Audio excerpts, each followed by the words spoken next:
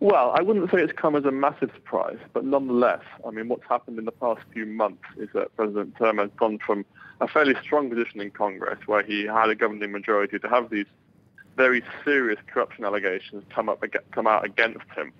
And the fear was, at least for his allies and him, was that it would follow a similar path to what happened with Dilma Rousseff, the former president who was impeached last year, who went from a fairly solid governing majority to having two-thirds of the lower house of Congress vote for her to be impeached.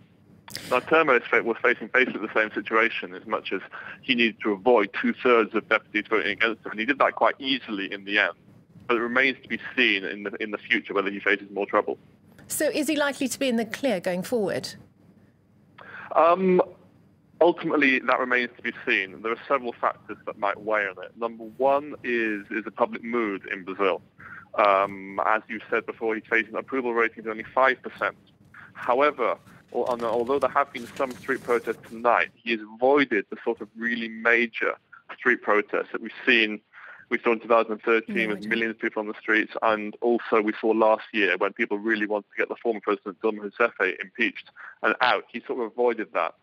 And the second factor that's in play is whether or not the Attorney General sends another charge related to the same case to Congress, which he may do in a month or so, in which case President Temer will be facing another vote identical to this and maybe expending yet more political capital.